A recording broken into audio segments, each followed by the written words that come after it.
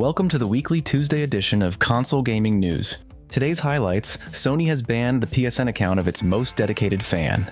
There's now a real price drop on the PlayStation 5 Slim and even the Pro, the announcement of a stunning white Steam Deck, and yet another PlayStation 5 exclusive is heading to PC. Before we dive in, make sure you're subscribed to the channel to stay updated on all the latest gaming news. Let's get started. Let's start by celebrating a significant milestone. Last week, on November 11th, the PlayStation 3 turned 18 years old. This is a landmark event for many, as it was the first gaming console that introduced countless players to the gaming world. Then, on November 15th, its successor, the PlayStation 4, celebrated its 11th anniversary.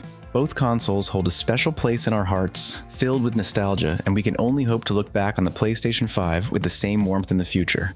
Speaking of which, in the previous video, there was a lot of backlash because I referred to resellers being forced to sell consoles at a loss as a price drop. Let me clarify. On sites like eBay, not on official marketplaces, resellers have been reducing prices by an average of $50 due to lower demand. However, this is not an official price reduction by Sony. Only resellers are lowering prices to clear their inventory. Some accuse me of being dishonest for phrasing it that way.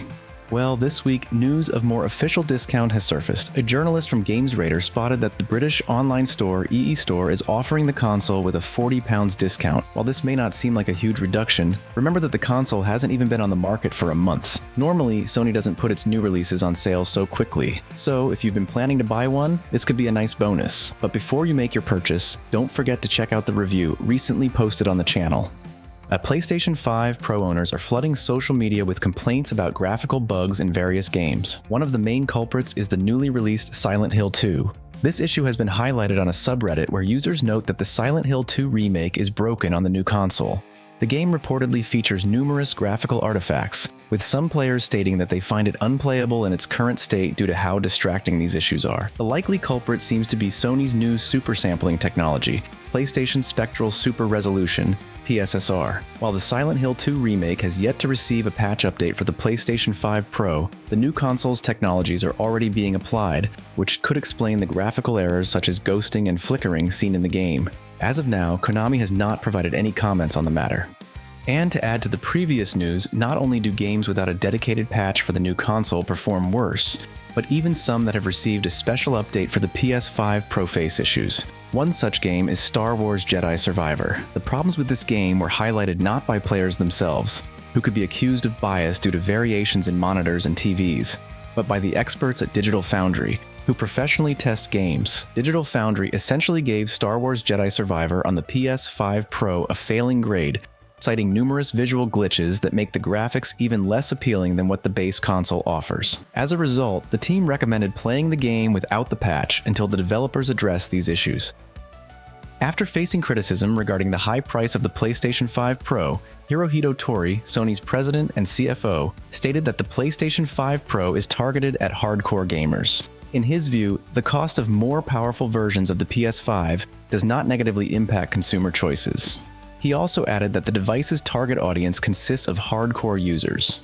Opinions on the price may vary, but I believe the price of the PlayStation 5 Pro affects its popularity.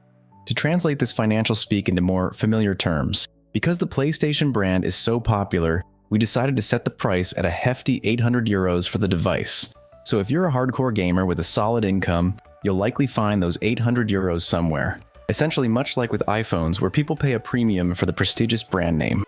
If you're waiting for official discounts directly from Sony, there's good news. Ahead of Black Friday, as well as the Christmas and holiday season, Sony has reduced the fixed price of PlayStation 5 consoles for the US market. For example, while the digital edition previously cost $450 before taxes, its price has now dropped to $380.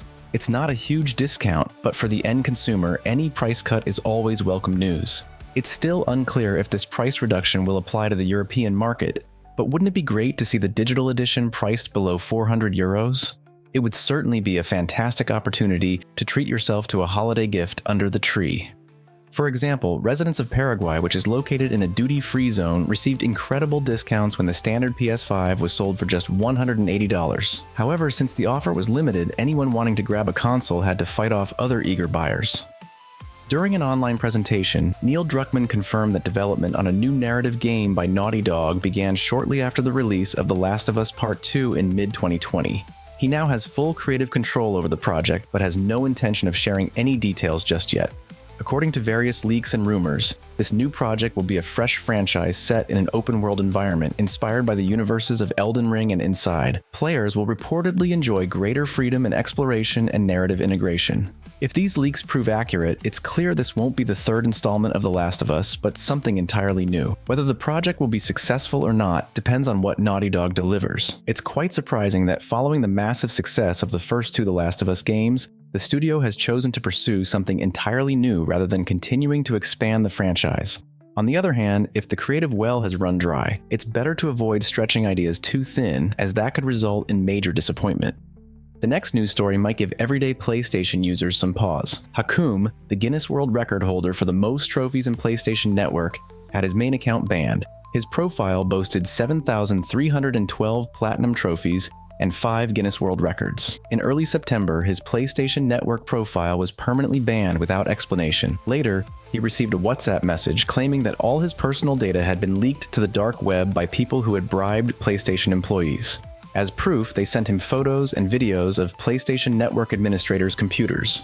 He forwarded this evidence to Sony for review, but their response was that his account was banned due to earning platinum trophies too quickly. While other players spend hundreds of hours earning them, he unlocked trophies almost instantly. To clarify, these achievements were earned in games that officially supported save transfer and trophy synchronization, features provided by PlayStation itself. Support also noted that he had an excessive number of PlayStation Network accounts, totaling over 2,000. Eventually, his account was reinstated, but as the saying goes, the damage was done. Following the incident, Hakum announced that he would not return to the PlayStation ecosystem, citing the unfair treatment of regular players. In the first 4 years of its existence, the PlayStation 5 console did not achieve the same success as its predecessor, the PlayStation 4. According to PlayStation's financial report, during its first 4 years, the PlayStation 5 sold 65,500,000 units, while over the same period, the PlayStation 4 sold 67,700,000. Analysts note that this gap is likely to widen over time, making it unlikely that the PlayStation 5 will catch up with the previous generation in terms of sales. However, things are not as clear-cut as they might seem at first glance. In Sony's financial report for the second quarter of 2024, it was also noted that sales of games from third-party publishers had significantly increased, driven by successful new IPs and franchises, including an action RPG from China. It's not hard to guess that this refers to Black Myth Wukong, especially considering Sony's push into the Chinese market, which is currently dominated primarily by PCs and mobile devices. Here, there's not only a chance to catch up with the PlayStation 4's sales levels, but potentially to surpass them significantly. The Korean developer Shift Up, known for the cult game Stellar Blade, announced that it will release its creation on PC in 2025. While the exact date has not yet been confirmed, the company assured fans that the game will be actively supported and enriched with new content. I dare to suggest that the PC release might coincide with the game's first anniversary, which falls in the spring of 2025. Additionally, on November 20th, a major update will be released featuring a photo mode and content inspired by Nier Automata. Highlights include the addition of a new shop run by Emilio, offering 11 new items related to Yoko Taro's work, as well as stylish new costumes for the game's protagonist, Eve. Just yesterday, the full list of nominees for the Game Awards 2024 was revealed. Competing for the top prize and the title of Game of the Year are 6 projects: the action game Astrobot, the card-based roguelike Balatro, the Chinese mythology-inspired action game Black Myth Wukong, the Elden Ring expansion Shadow of the Erdtree, as well as the RPGs Final Fantasy VII Rebirth and Metaphor Refantatio. The award ceremony will take place on the night of December 13th in Los Angeles. I'll be covering it in an upcoming episode, so make sure to subscribe so you don't miss it. Stalker 2 is climbing the sales charts. The recent announcement that the highly anticipated shooter has gone gold has had a very positive impact on sales. The new project from GSC Game World has significantly increased its pre-order numbers over the past week and has surged into the sales charts. This is despite the lack of de novo anti-piracy protection and its availability in the Game Pass subscription catalog. Currently, the game is among the top 10 bestsellers in the Steam Digital Store, with its release scheduled for November 20th on PC and Xbox. A rather philosophical question arises. Will S.T.A.L.K.E.R 2 come to PlayStation 5? With 99% certainty, I'd say it will. Once the timed exclusivity agreement between GSC and Xbox comes to an end, it's highly likely that the developer will release its game on Sony's console. After all, the PS5 has a large audience, and who would pass up such a lucrative opportunity? Metacritic has published a list of the top 20 best original games of the 21st century. This list excludes sequels, spin-offs, remakes, and games based on existing franchises. The full top 20, along with their final scores on the platform, is now displayed on your screen. However, I'm sure everyone has their own favorite or even a few. It was hard for me to pick just one, so here's my personal top 5 games. You can share yours in the comments. My list includes BioShock Infinite, Devil May Cry, Elden Ring, Red Dead Redemption, though I'd add the second part, but the first one is great too. And of course, Minecraft, where my friends and I spent countless sleepless nights. This past Wednesday, Sony announced the November lineup of games for PlayStation Plus Extra, Deluxe, and Premium subscribers.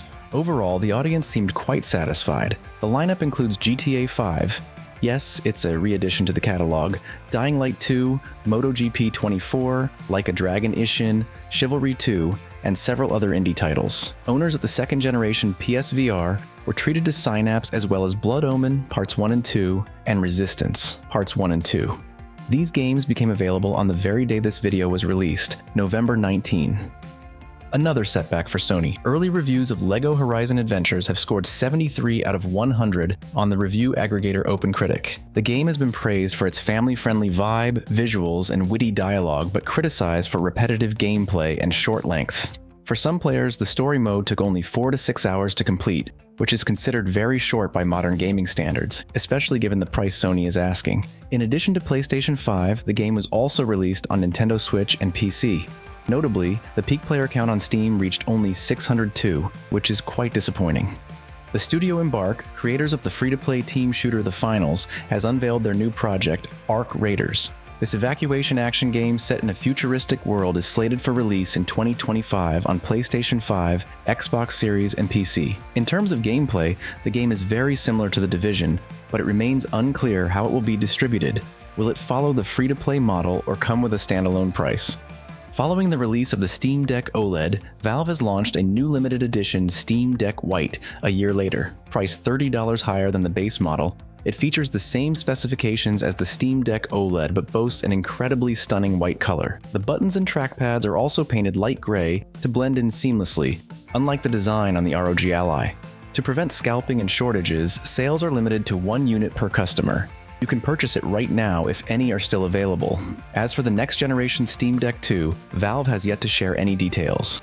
According to Eurogamer, Take-Two's CEO Strauss Zelnick expressed complete confidence regarding the release of the new GTA installment on the Xbox Series S. When asked by journalists whether the reduced performance of the Xbox Series S could pose an issue for GTA 6, Zelnick assured them that Rockstar's development team always finds ways to support platforms, regardless of hardware differences. He noted that Take-Two's labels are so skilled in this area that he has no concerns about it. Considering that previous GTA titles were initially exclusive to consoles, this will likely be the most accessible way to play the new installment of the popular franchise.